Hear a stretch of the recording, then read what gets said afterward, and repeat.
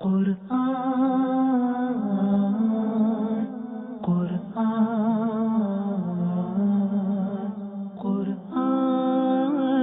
کی روشنی، قرآن کی روشنی۔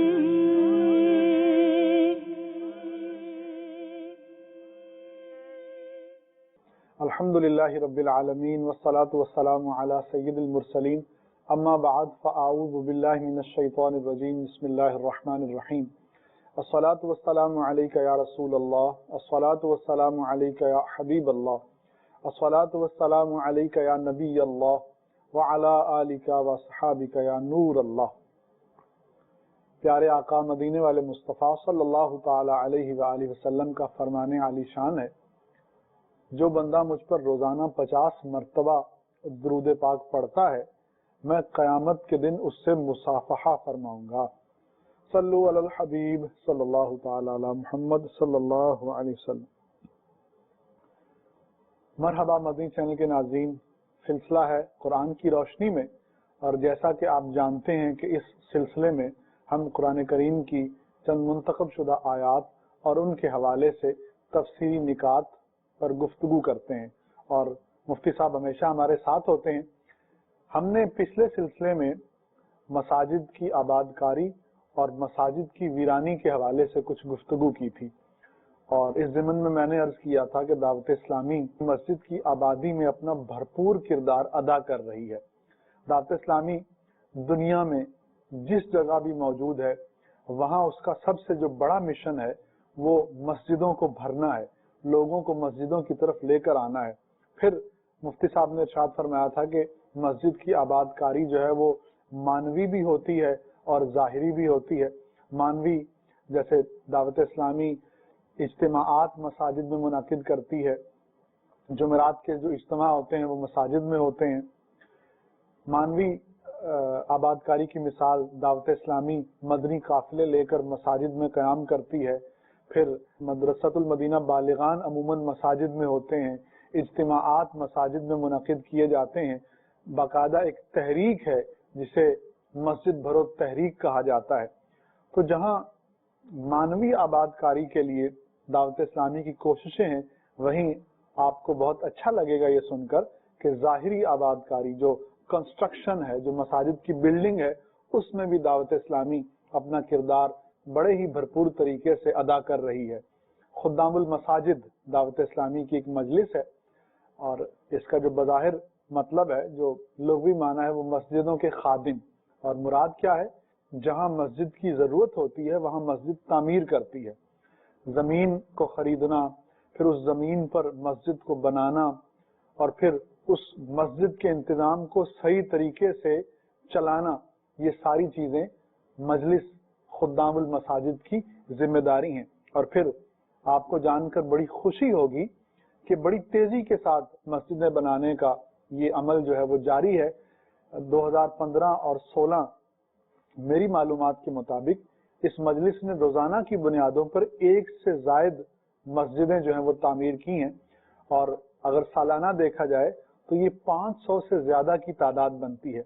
اور یہاں یہ بھی بتاتا چلوں کہ یہ سب ممکن ہوتا ہے اسلامی بھائیوں کے تعاون سے، جو اپنی زکوٰۃ، فطرات اور دیگر عطیات کی مد میں دعوت اسلامی کے ساتھ تعاون کرتے ہیں، اور دعوت اسلامی دین کے اس مشن کو آگے بڑھاتی رہتی ہے۔ میں چاہوں گا کہ ہم دوبارہ مساجد کے حوالے سے ہی گفتگو کریں۔ آپ کو یاد ہوگا کہ مفتی صاحب نے جب مسجد کی ویرانی کے حوالے سے گفتگو کی تھی تو فرمایا تھا کہ وہ لوگ جو اپنی اولاد کو مساجد میں جانے سے روکتے ہیں، وہ لوگ بھی ایک طرح سے مسجد کی ویرانی کے ذمہ دار ہیں۔ اور اس حوالے سے ایک وعید بھی بیان کی گئی تھی کہ وَمَنْ أَظْلَمُ مِمَّنْ مَنَعَ مَسَاجِدَ اللَّهِ أَنْ يُذْكَرَ فِيهَا اسْمُهُ وَسَعَىٰ فِي خَرَابِهَا أُولَٰئِكَ مَا كَانَ لَهُمْ أَنْ يَدْخُلُوهَا إِلَّا خَائِفِينَ لَهُمْ فِي الدُّنْيَا خِزْيٌ وَلَهُمْ فِي الْآخِرَةِ عَذَابٌ عَظِيمٌ، یعنی دنیا میں رسوائی ہے اور آخرت میں عذاب عظیم ہے۔ تو یہاں پر بات یہ ہے کہ جہاں مسجد کی ویرانی کرنے والوں کے لیے عذاب ہے، بربادی ہے، مسجدوں کو جو آباد کرتے ہیں ان کے لیے کیا فضیلت ہوگی؟ تو آئیے سب سے پہلے یہی سوال مفتی صاحب سے پوچھتے ہیں کہ مفتی صاحب وہ لوگ جو دامے دل میں سخنے مسجدوں کے ساتھ تعاون کر کے ان کو آباد کرنے کی کوشش کرتے ہیں تو ان کے لیے کیا فضیلت وارد ہوئی ہے؟ بسم اللہ الرحمن الرحیم۔ دعوت اسلامی کی خدام المساجد کے حوالے سے جو آپ نے بیان کیا ہے، اس میں یہ بات بھی ہے کہ یہ ساری مساجد صرف پاکستان میں نہیں بلکہ بیرون ملک میں بھی ہیں۔ جیسے آپ ساؤتھ افریقہ میں آپ نے وقت گزارا ہے تو وہاں کتنی مساجد ہیں جو الحمدللہ دعوت اسلامی نے تعمیر کی۔ اسی طرح یو کے میں، اسی طرح امریکہ میں اور دیگر بہت سارے ممالک کے اندر الحمدللہ دعوت اسلامی نے مساجد تعمیر کی۔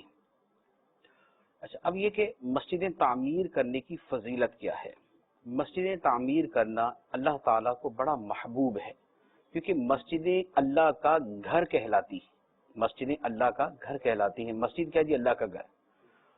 اور کسی کا گھر تعمیر کریں تو اسے خوشی ہوتی ہے، اللہ تعالیٰ کا گھر تعمیر کریں تو اللہ تعالیٰ راضی ہوتا ہے۔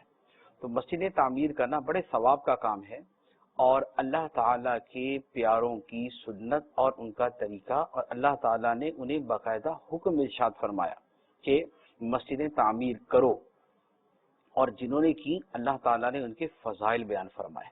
جیسے حضرت ابراہیم اور حضرت اسماعیل علیہ الصلاۃ والسلام کا واقعہ قرآن پاک کے اندر بڑی ان کی عظمت و شان کے ضمن میں بیان کیا گیا ہے۔ فرمایا وَإِذْ يَرْفَعُ إِبْرَاهِيمُ الْقَوَاعِدَ مِنَ الْبَيْتِ وَإِسْمَاعِيلُ، اور یاد کرو جب ابراہیم اور اسماعیل بیت اللہ کی بنیادوں کو بلند کر رہے تھے۔ تو بیت اللہ کیا ہے؟ بیت اللہ مسجد ہے۔ خانہ کعبہ جو ہے یہ اصل مسجد ہے، پھر اس کی سراؤنڈنگس ہیں جو مسجد حرام شریف کہلاتی ہے، وہ ساری مسجد ہے۔ تو حضرت ابراہیم اور حضرت اسماعیل علیہ الصلاۃ والسلام نے اللہ کے حکم سے کہ اللہ نے حکم دیا تھا حضرت ابراہیم علیہ السلام کو کہ خانہ کعبہ کی تعمیر کرو، اور پھر اس کے بعد مزید اس کی تاکید فرمائی کہ ان طہر بیتی للطائفین والعاکفین والرکع السجود، اور میرے گھر کو خوب پاک رکھو رکوع کرنے والوں کے لیے، سجدہ کرنے والوں کے لیے، طواف کرنے والوں کے لیے، اعتکاف کرنے والوں کے لیے۔ تو گویا مسجد کی تعمیر حضرت ابراہیم علیہ الصلاۃ والسلام کی سنت ہے۔ پھر اس کے بعد ہمارے آقا سرکار دو عالم صلی اللہ علیہ وآلہ وسلم کی یہ سنت مبارکہ ہے، اور نبی پاک علیہ الصلاۃ والسلام کے ساتھ یہ صحابہ کرام کی سنت مبارکہ ہے۔ نبی پاک علیہ السلام جب مدینہ منورہ تشریف لائے تو آپ نے مسجد نبوی شریف تعمیر کی۔ مسجد نبوی کی تعمیر میں آقا کریم صلی اللہ علیہ وآلہ وسلم نے بنفس نفیس حصہ لیا، یعنی اس کے پتھر اٹھانے میں، اس کے روڑے اٹھانے میں، اس میں جو لکڑی استعمال ہوئی وہ لکڑی اٹھانے میں، اس کے بنانے کے اندر نبی پاک علیہ الصلوۃ والسلام نے خود آپ نے شرکت فرمائی۔ اور جو صحابہ کرام مسجد نبوی تعمیر کر رہے تھے، نبی پاک علیہ الصلوۃ والسلام ان کے لیے باقاعدہ دعا فرما رہے تھے۔ وہ جیسے جیسے تعمیر کرتے سرکار ان کے لیے دعا کرتے، اللہم لا خیر الا خیر الآخرہ فاغفر الانصار والمہاجرہ، کہ اے اللہ خیر تو آخرت کی خیر ہے، اے اللہ مہاجرین اور انصار کی مغفرت فرما دے، کیونکہ وہ لگے ہوئے تھے مسجد کی تعمیر میں، تو نبی پاک علیہ السلام ان کو دعائیں دے رہے تھے۔ اسی طرح مسجد قباء شریف جب تعمیر ہوئی تو مسجد قباء کی تعمیر میں نبی پاک علیہ الصلوۃ والسلام نے اس طرح شرکت فرمائی کہ آپ اس کے باقاعدہ پتھر اٹھاتے تھے، بھاری بھاری پتھر آپ اٹھاتے تھے، اور صحابہ کرام فرماتے ہیں کہ آپ اس طرح اٹھاتے کہ جیسے بہت زیادہ وزن جب اٹھائیں تو آدمی جھک جاتا ہے نا آگے کو، تو نبی پاک علیہ السلام ان پتھروں کے بوجھ کی وجہ سے آگے کو جھکے ہوتے تھے۔ تو صحابہ کرام حاضر ہوتے، عرض کرتے کہ یا رسول اللہ ہمارے ماں باپ آپ پہ قربان، پتھر ہمیں عطا فرما دیں۔ تو نبی پاک علیہ السلام ان کی دلجوئی کے لیے عطا فرما دیتے، وہ لے کے جاتے تو سرکار دوسرا اٹھا کے پیچھے پیچھے چل پڑتے۔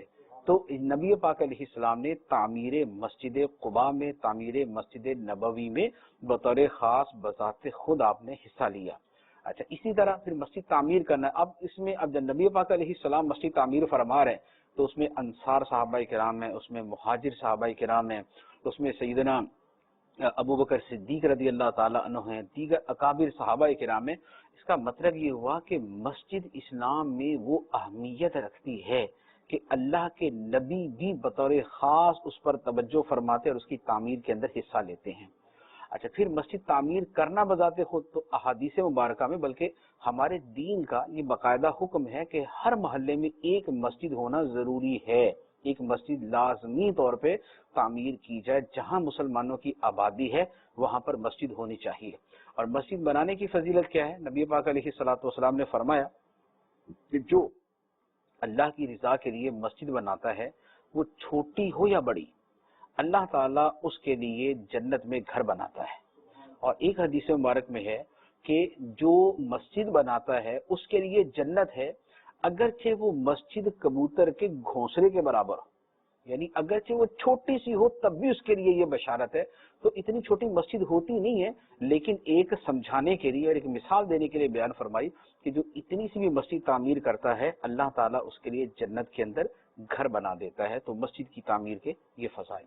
ماشاءاللہ، مدنی چینل کے ناظرین، وہ کیسا منظر ہوگا جب سرور دو عالم صلی اللہ علیہ وسلم بنفس نفیس خود مسجد بنانے میں شریک ہیں۔ صحابہ کرام جو ہے وہ ستاروں کا جھرمٹ ہے جو اس چاند کے ارد گرد ہے، اور جوش و جذبہ ان کا آپ ملاحظہ فرمائیں کہ کتنی تندہی کے ساتھ تمام وہ حضرات مصروف ہیں، اور حضور کا ان کے لیے دعا فرمانا کہ یا اللہ مہاجرین اور انصار کی مغفرت فرما دے۔ تو آپ کی آنکھ اگر وہ تصور کر سکتی ہے تو کیجئے کہ وہ لوگ کتنے خوش قسمت تھے جو اس وقت آقا دو عالم صلی اللہ علیہ وسلم کے ارد گرد موجود تھے اور مسجد بنانے کے مقدس فریضے کو سر انجام دے رہے تھے۔ اچھا، یہاں مفتی صاحب نے فرمایا کہ جو شخص مسجد بناتا ہے، چاہے وہ چھوٹی ہو یا بڑی ہو، یا اگرچہ وہ کبوتر کے گھونسلے کی جتنی ہو، تو اللہ تعالیٰ اس کے لیے جنت میں گھر بنائے گا۔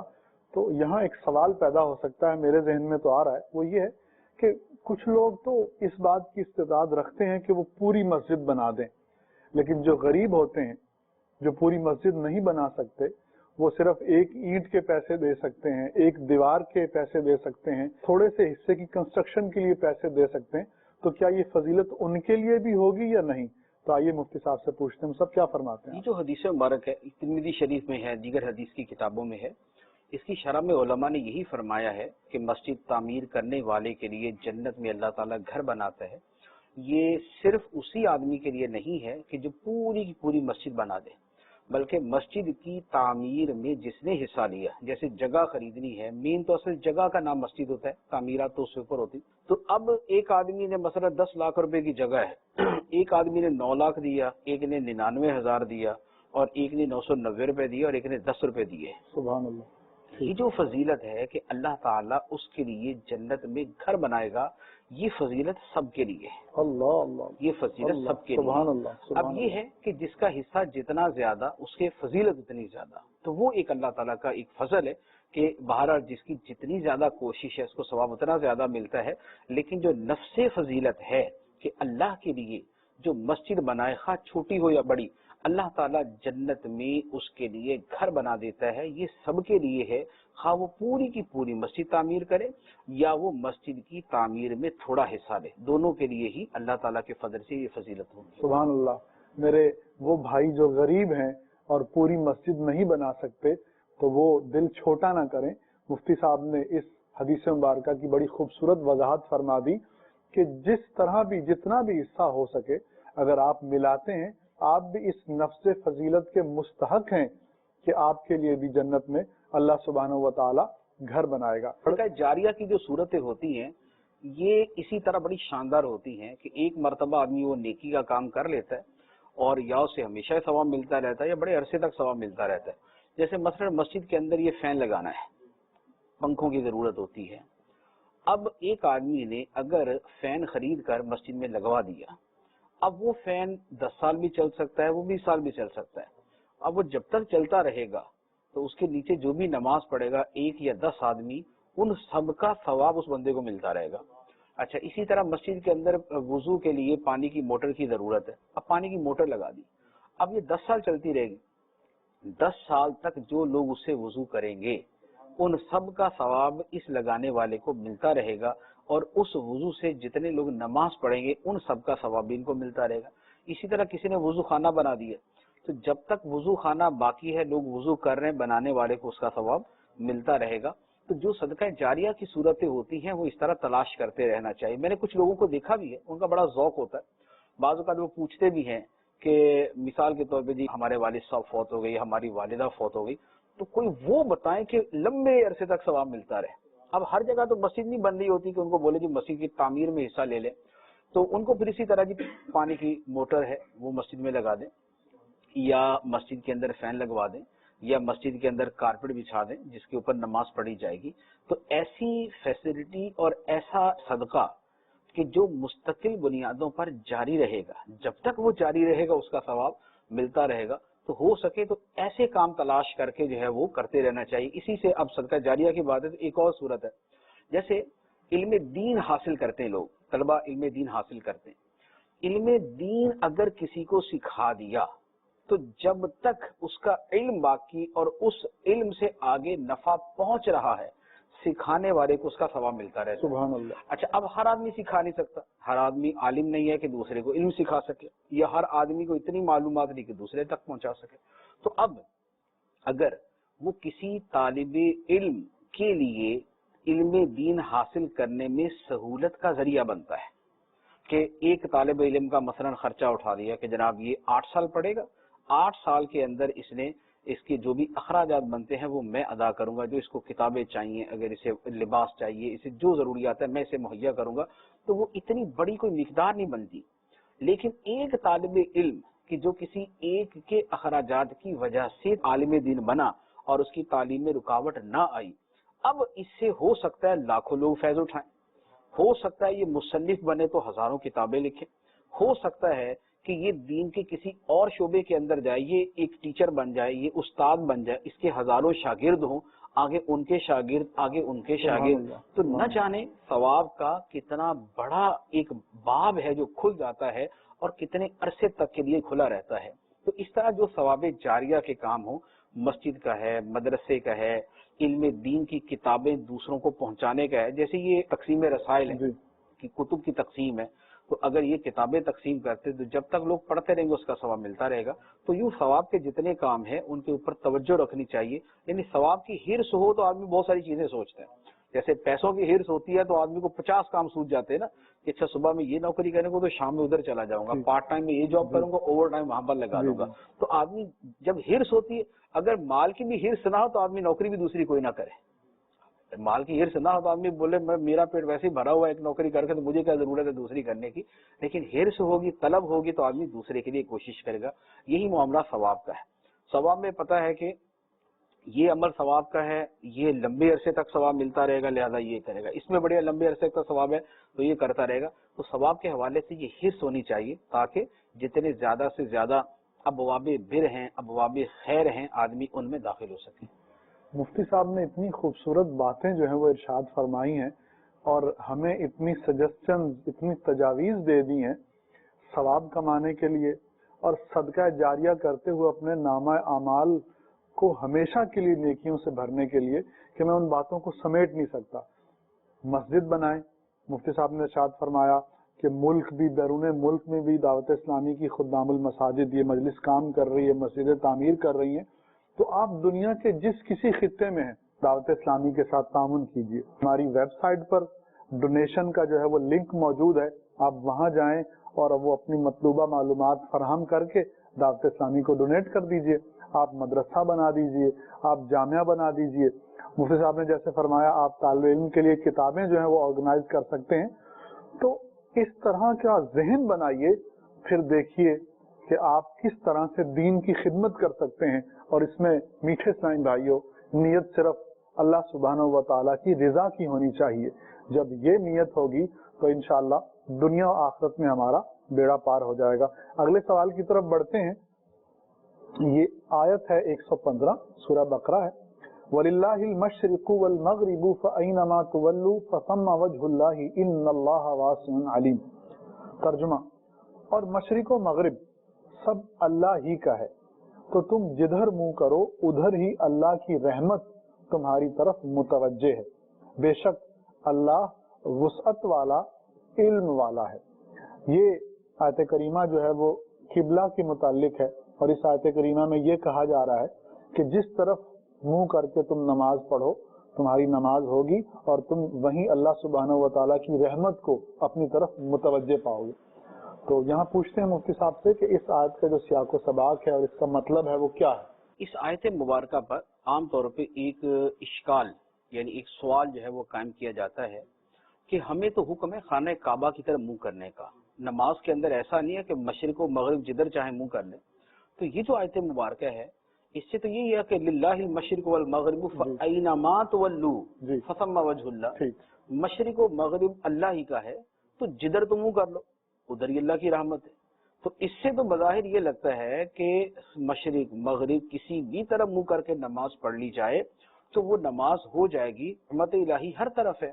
تو لہذا یہ جو ڈائریکشن آف قبلہ ہے تو اس کو جو متعین کیا گیا پھر یہ کیا ہے؟ تو اس کا جواب یہ ہے کہ اس آیت مبارکہ کے متعدد مفہوم بیان کیے گئے، بہت سارے مفہوم بیان کیے گئے، چار ان کے اندر بڑے واضح سے ہیں۔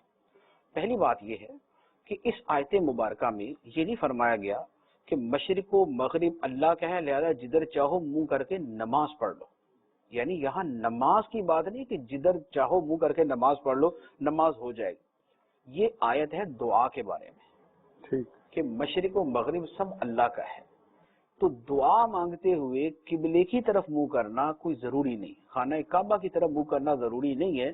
ایک ادب ہے کہ دعا کرتے ہوئے بھی خانہ کعبہ کی طرف منہ ہو، ایک ادب کا تقاضا ہے، لیکن دعا میں اس کی کوئی تعین نہیں۔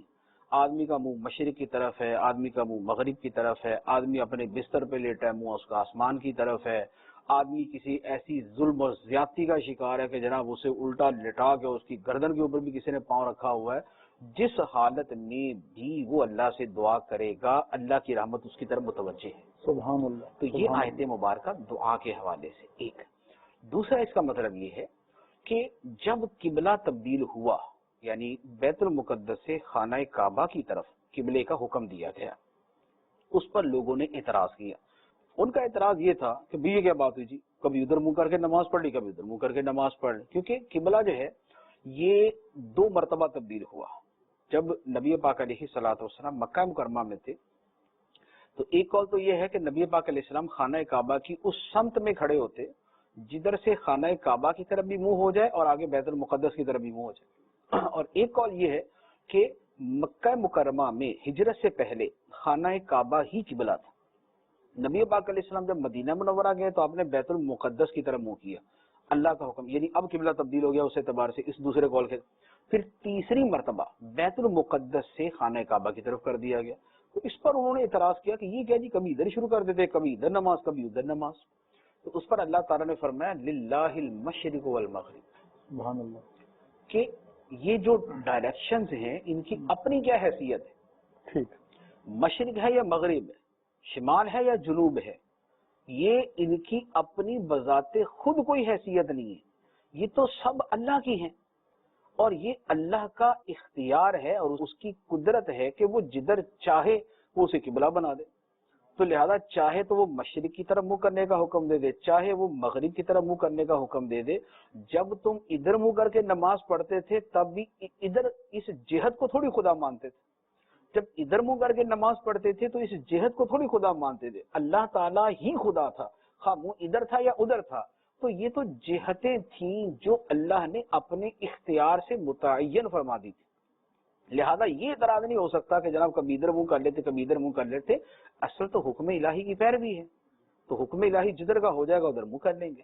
تو یہ اس سینیریو کے اندر ہے کہ خانہ کعبہ کی طرف منہ کرنے پر جو اعتراض ہے یہ اعتراض درست نہیں، یہ اس کا دوسرا معنی۔ تیسرا یہ ہے کہ یہ آیت مبارکہ اصل میں نازل ہوئی تھی ایک خاص موقع پر۔ وہ موقع یہ تھا کہ صحابہ کرام سفر کر رہے تھے، دوران سفر رات کا وقت ہوا اور قبلے کی سمت کا پتہ نہیں تھا۔ جیسے سفر کے اندر ہر جگہ تو کوئی پتہ نہیں ہوتا کہ ہر جگہ مسجد نہیں ہوتی، خاص طور پر اس زمانے کے اندر۔ آج کل یہ ہو جاتا ہے کہ ہم کسی جگہ جائیں تو ہمیں جا کے سمجھ نہیں آتی کہ قبلے کی ڈائریکشن کس طرف ہے۔ تو صحابہ کرام نے سفر کیا تو اب وہاں کسی کو سمت قبلہ کا پتہ نہیں تھا، جیسے کسی جنگل میں تھے، صحرا میں تھے، اس پر کسی نے کہا جی ادھر ہوگا، تو جس کا ادھر ذہن بنا اس نے ادھر منہ کر کے نماز پڑھ۔ کسی نے اپنا اندازہ لگایا کہ نہیں یار ادھر سے نہیں، ہم یوں کر کے مڑتے آئے تھے تو یہ کر کے بنتی ہے جہت، اس نے ادھر منہ کر کے نماز، کس نے ادھر منہ کر کے نماز پڑھ لی۔ اگلے دن جب نبی پاک علیہ السلام کی بارگاہ میں حاضر ہوئے تو معاملہ عرض کیا کہ یا رسول اللہ یہ معاملہ پیش آیا، تو اب ہماری نماز ہوئی کہ نہیں ہوئی؟ کیونکہ جب سب نے ادھر ادھر منہ کر کے نماز پڑھی تو حقیقتاً تو خانہ کعبہ کی طرف ایک ہی کا منہ تھا، بقیہ سب کے دوسری طرف تھے. تو اس پر یہ آیت مبارکہ نازل ہوئی للہ المشرق والمغرب فأینما تولوا فثم وجہ اللہ. سبحان اللہ. مشرق و مغرب اللہ ہی کا ہے، تو تم جدھر منہ کرو ادھر ہی اللہ کی رحمت تمہاری طرف متوجہ ہے. یعنی مراد یہ ہے کہ جب خانہ کعبہ کی سمت تمہیں معلوم نہ ہو اور معلوم ہونے کا ذریعہ بھی نہ ہو، اس وقت تحری کرو، یعنی سوچو، اور جدھر تمہاری سوچ کا رجحان ہو، غالب گمان ہو، اسی طرح منہ کر کے نماز پڑھ لو تو تمہاری نماز ہو جائے گی. تو یہ آیت مبارکہ خاص اس صورت میں ہے کہ جب قبلے کی سمت معلوم نہ ہو اور اس وقت پھر تحری کر کے آدمی نماز پڑھ لے تو نماز ہو جاتی ہے. تو اس اعتبار سے اس کے اوپر کوئی کلام نہیں ہے. چوتھا معنی اس کا علماء نے یہ بیان فرمایا ہے، وہ فرمایا کہ یہ آیت مبارکہ ہے جب کوئی آدمی حالت سفر میں ہو، شہر سے باہر ہو اور سواری پر سوار ہو اور نفل پڑھنے ہو اس نے. ٹھیک. تو جیسے حالت سفر میں آدمی جیسے اگر کوئی گھوڑے پہ جا رہا مثلا، تو اب درمیان میں اس کی سواری جس طرف کو منہ کر کے جا رہی ہے نفل وہ اسی طرف کو منہ کر کے پڑے گا. مثال کے طور پہ ہمارے لیے بھی یہ ہے کہ اگر ہم بس میں سفر کر رہے ہیں، بس میں سفر میں فرض ہمیں اتر کے ہی پڑھنے پڑیں گے، واجب اور سنت فجر ہمیں گاڑی سے اتر کے ہی پڑھنی پڑیں گی، یا گاڑی کھڑی ہو بالکل ساکت ہو اور پھر ہم اس کے اوپر جہت قبلہ کی طرف منہ کر کے پڑھیں. لیکن نفل میں یہ حکم نہیں. نفل میں اس کی اجازت ہے کہ گاڑی جس طرف جا رہی ہے، کار ہے، بس ہے، جس طرف جا رہی ہے آدمی ادھر کو ہی منہ کر کے نماز پڑھے، حالانکہ گاڑی کبھی ادھر کو مڑے گی، کبھی ادھر کو مڑے گی، کبھی ادھر کو مڑے گی. تو یہ آیت مبارکہ ہے نفل کے بارے میں، حالت سفر میں، سواری کے اوپر. تو اس اعتبار سے اس کا یہ یہاں پر آیت مبارکہ میں فرمائے گی. تو اس کے اوپر یہ سوال نہیں بنے گا کہ خانہ کعبہ کی پھر تعین کہاں رہی جب یہ اجازت دے دی گئی کہ جدھر چاہو منہ کر لو ادھر ہی اللہ تعالیٰ کی رحمت متوجہ ہے. سبحان اللہ. مدنی چینل کے ناظرین، مفتی صاحب نے تحری کے بارے میں فرمایا. بہت سے اسلام بھائی سفر پر نکلتے ہیں، دوران سفر انہیں سمت کا اندازہ نہیں ہوتا، تو دین اسلام نے اپنے ماننے والوں کے لیے عبادت کے معاملے میں کیسی کیسی سہولتیں فراہم کی ہیں. دوران سفر اگر آپ قبلے کی سمت نہیں جانتے تو آپ کے لیے تحری کا آپشن ہے. آپ غور کیجئے اور جس طرف آپ کا دل جمے آپ اس طرف رخ کر کے نماز پڑھ لیجئے. آپ کا یہ نماز پڑھنا گویا کہ ایسا ہی ہوگا کہ آپ قبلہ رخ نماز پڑھ رہے ہیں، اور انشاءاللہ العزیز آپ کی نماز جو ہے وہ درست ہوگی اور ویلڈ ہوگی. مدنی چینل کے ناظرین، بڑھتے ہیں اگلے سوال کی طرف. آیت کا نمبر ہے 121 اور آیت کریمہ ہے کہ الذین آتیناہم الکتاب یتلونہ حق تلاوتہ اولئک یؤمنون بہ ومن یکفر بہ فاولئک هم الخاسرون. ترجمہ: وہ لوگ جنہیں ہم نے کتاب دی ہے تو وہ اس کی تلاوت کرتے ہیں جیسا تلاوت کرنے کا حق ہے، یہی لوگ اس پر ایمان رکھتے ہیں، اور جو اس کا انکار کریں تو وہی نقصان اٹھانے والے ہیں. مصعب، اس آیت کریمہ کے حوالے سے دو باتیں کہ اس میں کتاب سے کیا مراد ہے اور یہ جو تلاوت کا حق کہا گیا تو اس سے کیا مراد ہے؟ یہ جو آیت مبارکہ ہے یہاں تو کتاب سے مراد ہے تورات شریف، کیونکہ یہ سیاق و سباق چل رہا ہے یہودیوں کے حوالے سے، اور ان کے حوالے سے بیان ہوا الذین آتیناہم الکتاب، وہ لوگ کہ جنہیں ہم نے کتاب عطا فرمائی، یتلونہ حق تلاوت، وہ اس کی ایسی تلاوت کرتے ہیں جیسے تلاوت کرنے کا حق ہے. اولئک یؤمنون بہ، تو وہی لوگ ہیں جو اس پر ایمان رکھتے ہیں. تو یہاں اس سے مراد وہی لوگ کہ جنہیں تورات عطا کی گئی اور وہ اس کی تلاوت کرتے ہیں جیسے تلاوت کا حق ہے، یعنی جو اس میں حکم دیا گیا ہے اسے مانتے ہیں اور اس پر عمل کرتے ہیں. تو اب مانتے ہیں اور عمل کرتے ہیں سے کیا مراد ہے؟ یہاں بطور خاص اس سے مراد یہ ہے کہ تورات شریف کے اندر یہ کہا گیا تھا کہ اللہ تعالیٰ اپنا جو بھی نبی بھیجے گا اس پر ایمان لانا ہے، اور بطور خاص نبی پاک صلی اللہ علیہ وآلہ وسلم کے حوالے سے یہ فرمایا گیا تھا کہ آپ پر ایمان لانا ہے. تو اب جو لوگ نبی پاک علیہ السلام پر ایمان لائے تو انہوں نے اپنی کتاب کی تلاوت کا حق ادا کیا. ٹھیک. تو یہ بطور خاص ویسے ان کے حوالے سے بات ہو رہی ہے، اور جو نبی پاک علیہ السلام کو نہیں مانے گا تو وہ من یکفر بہ فاولئک هم الخاسرون کے اندر داخل ہو جائے گا. اب یہ ہے کہ ویسے تو یہاں پر حق تلاوت یعنی تلاوت کا حق، اس کے حقوق ادا کرنا تورات کے حوالے سے ہے، لیکن تلاوت کے جو حقوق ہیں وہ مطلق اللہ کی کتابوں کے بارے میں ہے. جیسے ہماری کتاب قرآن پاک ہے تو قرآن پاک کے حقوق بھی ہیں، قرآن پاک کے آداب بھی ہیں. قرآن پاک کے حقوق کیا ہیں؟ قرآن پاک کا جیسے ایک حق ہے اس پر ایمان رکھا جائے، حق ہے کہ اس سے محبت کی جائے. قرآن کا حق ہے کہ اس کی تعظیم کی جائے. قرآن کا حق ہے کہ اسے صحیح پڑھنا سیکھا جائے. قرآن کا حق ہے کہ اسے صحیح پڑھنا سیکھ کر اس کی تلاوت بھی کی جائے، اسے سمجھا بھی جائے، اس پر عمل بھی کیا جائے، اسے دوسروں تک پہنچایا بھی جائے. تو یہ ایک پوری لسٹ بن جاتی ہے قرآن پاک کے حقوق کی، جو ایمان سے شروع ہوتی ہے اور دوسروں تک پہنچانے پر جا کے ختم ہوتی ہے. یہ حقوق ہیں. اسی طرح قرآن پاک کے آداب بھی ہیں. قرآن پاک کے آداب کے اندر کچھ وہ آداب ہیں کہ جو شرعاً ضروری ہیں. جیسے قرآن پاک کو چھونا ہے تو وضو ہونا ضروری ہے، اور قرآن پاک کی تلاوت کرنا ہے تو حالت طہارت یعنی پاک ہونا ضروری ہے. اچھا، اسی طرح قرآن پاک کی تلاوت کی جائے تو اپنے دل و دماغ کو قرآن پاک کی طرف متوجہ کر کے تلاوت کی جائے. جتنی زیادہ خوش الحانی کے ساتھ یعنی اچھی آواز کے اندر تلاوت کی جا سکتی ہے اتنی اچھی آواز کے اندر تلاوت کی جائے. قرآن پاک کی روحانیت اور نورانیت کو اپنے اوپر طاری کرنے کی کوشش کی جائے کہ آیات رحمت آئیں تو آدمی کھل اٹھے، آیات عذاب آئیں تو آدمی خوف زدہ ہو جائے اور اس کے چہرے سے ظاہر ہو کہ اس کے اوپر خوف کی کیفیت طاری ہے. پھر تلاوت قرآن کے آداب میں سے ہے کہ خود قرآن کی عظمت کو اپنے پیش نظر رکھے کہ یہ اللہ کا کلام ہے. جیسے بزرگان دین کے بارے میں ملتا ہے کہ قرآن پاک کی تلاوت جب کرنے لگتے تو پہلے کہتے کہ ہذا کلام اللہ، ہذا کلام ربی، یہ میرے رب کا کلام ہے، یہ اللہ کا کلام. قرآن پاک کو بوسہ دیتے، اس کے بعد قرآن پاک کو کھول کے پڑھتے. قرآن پاک کو پڑھتے تو گریہ طاری ہوتا، قرآن پاک کو پڑھتے تو روتے. تو یہ قرآن پاک کی عظمت کے احساس کے ساتھ. اچھا، اسی طرح اس میں یہ بھی آ جائے گا کہ قرآن پاک کی تلاوت میں اللہ کی عظمت کو پیش نظر رکھا جائے سبحان اللہ. کہ اللہ کا کلام ہے جس کی میں تلاوت کر رہا ہوں. تو یوں قرآن پاک کے حقوق بھی ہیں اور ان کے آداب بھی ہیں. تو حقوق کی بھی رعایت کی جائے اور قرآن پاک کے آداب کی بھی رعایت کی جائے. سبحان اللہ. قرآن پاک کے حقوق کی بھی رعایت کی جائے اور آداب کی بھی رعایت کی جائے. اور یقین مانیے جو قرآن کریم کے حقوق اور آداب کی رعایت کرتے ہوئے قرآن کی تلاوت کرتا ہے تو وہی صحیح طریقے سے قرآن کے نور سے فیضیاب ہو سکتا ہے.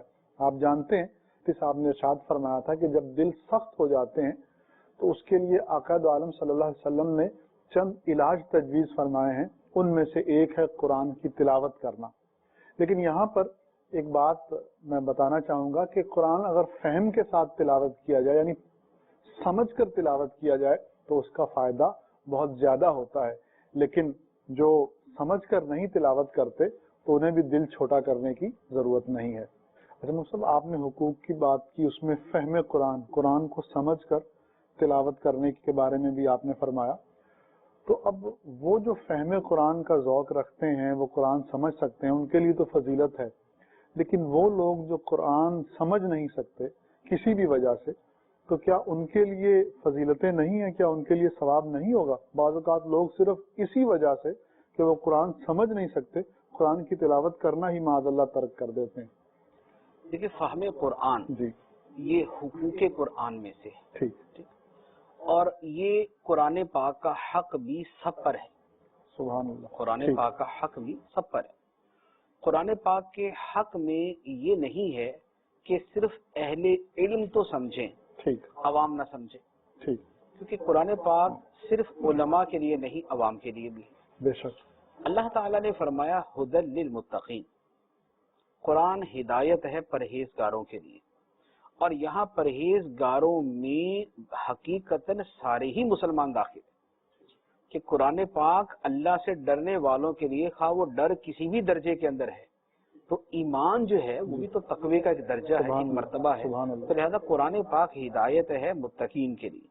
اچھا اسی طرح قرآن پاک میں اللہ تعالیٰ نے فرمایا وَلَقَدْ يَسَّرْنَا الْقُرْآنَ لِلذِّكْرِ، فہم قرآن کے حوالے سے جیسے ہم نے بیان کیا کہ قرآن پاک کے حقوق میں سے قرآن پاک کا سمجھنا بھی ہے، اور یہ حق صرف علماء پر نہیں ہے، یہ مسلمانوں پر ہے، اس لیے کہ اللہ تبارک و تعالی نے قرآن پاک میں فرمایا ھدی للمتقین، قرآن ہدایت ہے متقیوں کے لیے، اور متقیوں کا ایک درجہ وہ ہے جس میں ہر مسلمان داخل ہے، کہ ایمان جو تقوی کا ایک سب سے پہلا درجہ ہے وہ ہر مسلمان کو حاصل ہے۔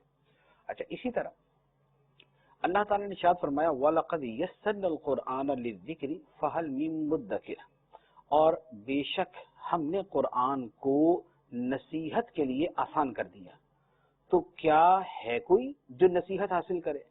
تو اب یہ جو انداز بیان ہوتا ہے یہ سب کے لیے ہوتا ہے، یعنی جب اس انداز کے اندر ایک بات کہی جاتی ہے تو اس میں سارے لوگوں کو مخاطب کیا جاتا ہے کہ ہے تم میں کوئی جو قرآن پاک سے نصیحت حاصل کرنے کی کوشش کرے۔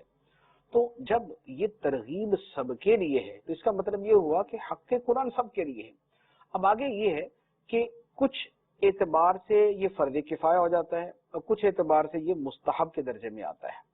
قرآن پاک کا فہم فرض کفایہ بھی ہے، لہذا اگر علماء کی ایک تعداد نے قرآن پاک کو سمجھ لیا تو فرض کفایہ ادا ہو گیا، لیکن اس کا مرغوب فی ہونا، اس کا پسندیدہ ہونا، اس کا مستحب ہونا سب کے لیے۔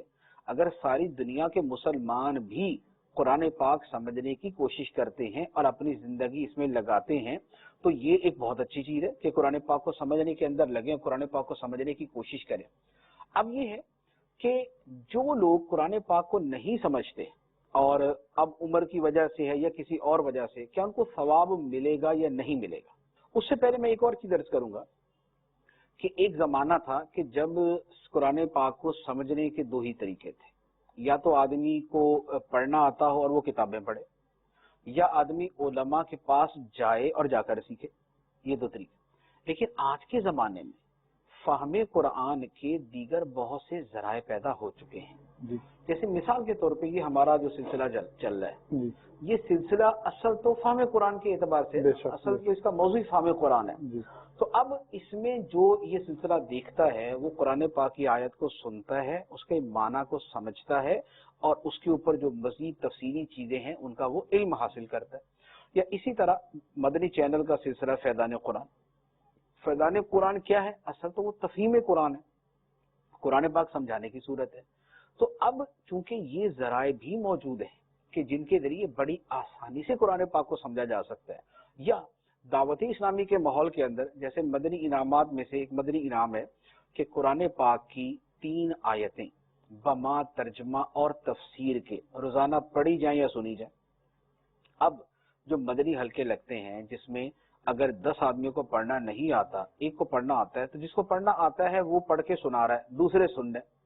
اب خواہ وہ خزائن العرفان سے پڑھا جاتا ہے یا تفسیر صراط الجنان سے پڑھا جاتا ہے، تو اب ان کے لیے فہم قرآن اس ذریعے سے حاصل کرنا آسان ہے کہ کسی نہ کسی درجے کے اندر کسی نہ کسی حد تک قرآن پاک کی ایک مقدار کا فہم تو ان کو حاصل ہو رہا ہے۔ تو لہذا ایک جو ایکسکیوز تھا، ایک جو عذر تھا لوگوں کے لیے کہ بھئی فہم قرآن کے لیے یا تو ہمیں پڑھنا آنا چاہیے یا ہم علماء کے پاس ہیں، اب یا تو ہمیں پڑھنا نہیں آتا یا علماء ہیں نہیں، یا ہیں تو ہم ان کے پاس جا نہیں سکتے، تو اب اس کے دوسرے ذرائع موجود ہیں کہ مدنی چینل تو گھر بیٹھے آپ کو قرآن پاک سکھا رہا ہے، تو لہذا اس ذریعے سے فہم قرآن حاصل کرے کہ جو اس کی عظمت ہے، جو اس کی فضیلت ہے وہ بہت زیادہ، وہ ایسی نہیں ہے کہ اسے اوائڈ کیا جائے۔ بزرگان دین نے فرمایا کہ ایک آیت کو سمجھ کے پڑھنا پوری سورہ بقرہ پڑھنے سے زیادہ فضیلت رکھتا ہے۔ سبحان اللہ۔ تو اب ایک آدمی نے صرف سورۃ البقرہ کی پہلی جو آیت ہے الف لام میم ذالک الکتاب لا ریب فیہ ھدی للمتقین، مثلا یہ جو اجزاء ہیں ان کو سمجھ کے پڑھ لیا، یہ پوری سورہ بقرہ پڑھنے سے افضل ہے، تو اس سے بڑھ کر کیا ثواب ہوگا؟ اتنا عظیم ثواب ہے تو اس کے حصول کی کوشش کرنی چاہیے۔ اچھا اب یہ کہ جسے فہم نہیں ہے اور وہ ویسے ہی قرآن کی تلاوت کرتا ہے، جیسے ہماری اکثریت ہے کہ قرآن پاک جب تلاوت کر رہے تو ان کو ایک لفظ کا ترجمہ نہیں آتا لیکن پڑھ رہے، کیا ان کو بھی ثواب ملے گا یا نہیں؟ کیا ان کو فضیلت ملے گی یا نہیں؟